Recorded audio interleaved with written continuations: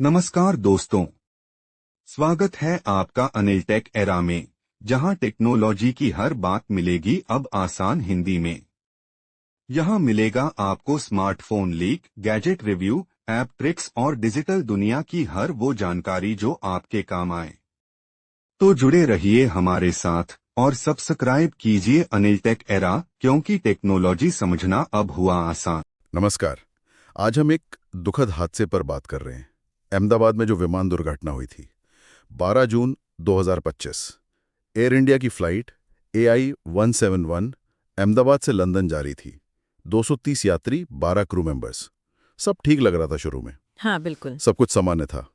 लेकिन फिर take off के मुश्किल से 1 मिनट बाद ही, जब विमान करीब 625 फीट की ऊंचाई पर था, वो अचानक नीचे गिरने लगा। सिर्फ 1 मिनट बाद? इतनी कम ऊंचाई से? जी हाँ, एक मेडे कॉल तो आई थी पायलट की तरफ से, पर लगता है तब तक बहुत देर हो चुकी थी। हालात शायद काबू से बाहर थे। और फिर दोपहर के 1:39 पर वो विमान सीधा बीजे मेडिकल कॉलेज के डॉक्टर्स हॉस्टल की बिल्डिंग में जा घुसा। ओह, सीधा बिल्डिंग से टक्कर? हाँ, एक जबरदस्त धमाका हुआ होगा। आग, धुआं, चीख पुकार, मंजर बहुत भयानक रहा होगा। और जाने कितनी गईं? इस हादसे में 240 से ज्यादा लोगों की मौत हो गई। 240? हाँ, ये तो लगभग सभी लोग। हाँ, लगभग सभी। अविश्वसनीय रूप से सिर्फ एक यात्री बचा। 40 साल के विशाल कुमार रमेश। वो सीट 11A पर बैठे थे। सिर्फ एक? पूरी फ्लाइट में? जी। और दुख की बात यह है कि उनके भाई भी उसी फ्लाइट में थे। वो नहीं बच पाए। हे भगवान, ये तो कल्पना से भी परे है। 240 जाने और सिर्फ एक बचने वाला। जाहिर है फौरन रेस्क्यू ऑपरेशन शुरू हुआ होगा। बिल्कुल। NDRF, आर्मी, फायर ब्रिगेड सभी टीमें तुरंत मौके पर पहुंच गईं।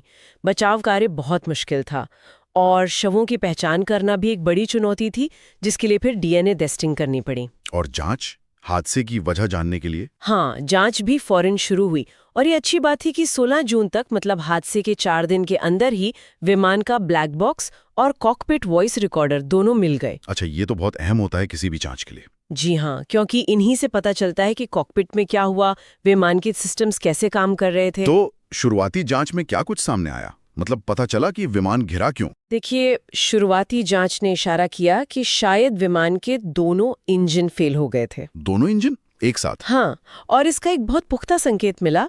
विमान का रैम एयर टरबाइन, जिसे RAT कहते हैं, वो डिप्लॉय हो गया था, मतलब बाहर आ गया था। RAT?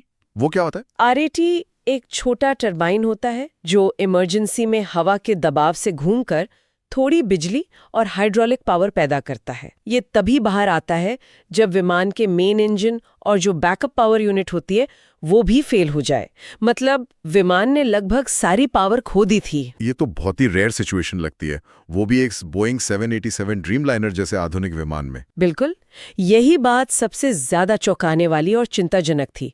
ये बोइंग 787 ड्रीमलाइनर से जुड़ा पहला ऐसा हादसा था जिसमें किसी की जान गई हो। पहला फेटल क्रैश? यस, ड्रीमलाइनर का? जी हाँ। इसने पूरी दुनिया में एविएशन इंडस्ट्री में हलचल मचा दी। सवाल उठने लगे कि क्या ये इंजन में ही कोई डिजाइन की खराबी थी, या फिर रखरखाव, मेंटेनेंस में कोई चूक हुई, या कुछ और ही वजह थी।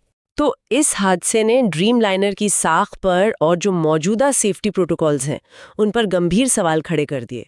एक बड़ी बहस छिड़ गई। अगर हम इसे सिर्फ एक हवाई हादसे के तौर पर ना देखें, तो ये घटना हमें क्या बताती है? टेक्नोलॉजी पर हमारी निर्भरता के बारे में शायद। हाँ, ये हमें याद दिलाता है कि टेक्नोलॉजी कितनी भी एडवांस क्यों ना हो जाए, फेलियर का खतरा हमेशा बना रहता है। ये एविएशन इंडस्ट्री के लिए एक तरह की वेकअप कॉल थी कि safety standards, maintenance procedures, emergency plans, इन सबको लगातार रिव्यू करना और बेहतर बनाना कितना ज्यादा जरूरी है। समाज पर भी इसका असर बहुत गहरा पड़ा होगा। प्रधानमंत्री नरेंद्र मोदी खुद वहां गए थे। हाँ, वो घटना स्थल पर गए थे। देश भर में लोगों ने दुख जताया, कैंडल मार्च निकाले गए। अमिताभ बच्चन जैसे कई बड़े नामों ने भी सोशल मीडिया पर श्रद्धांजलि दी थी। लेकिन उन परिवारों का दर्द जिन्होंने अपनों को खोया? हाँ, वो दर्द तो शायद कभी कम नहीं हो सकता। सार्वजनिक संवेदनाएं अपनी जगह हैं, पर परिवारों के लिए तो ये एक ऐसा जख्म है जो शायद कभी भरेगा ही नहीं। तो कुल मिलाकर देखें, AI-171 अब सिर्फ एक फ्लाइट नंबर नहीं रह गया है। ये इतिहास का एक दुखद पन्ना बन गया है। ये हमें याद दिलाता है कि तकनीकी खामी या शायद मानवीय भूल के नतीजे कितने भयानक हो सकते हैं। 240 से ज्यादा जिंदगियां एक पल में खत्म हो गई। बिल्कुल, जैसा कि स्रोत के आखिर में भी कहा गया है, उन्हें शांति मिले और हमें सबक मिले। ये बात सही है, हर ऐसे हादसे के बाद सबक सीखने की बात होती है, कोशिश होती है। हाँ, ये लाइन उन्हें शांति मिले और हमें सबक मिले, ये सोचने पर मजबूर करती है। पर सवाल यह है कि क्या हम वाकई सबक सीखते हैं? क्या ऐसे हादसों से मिले सबक स्थायी बदलाव ला पाते हैं, या फिर वक्त के साथ ये दर्दनाक यादें और सबक कहीं पीछे छूट जाते हैं? ये एक बड़ा सवाल है।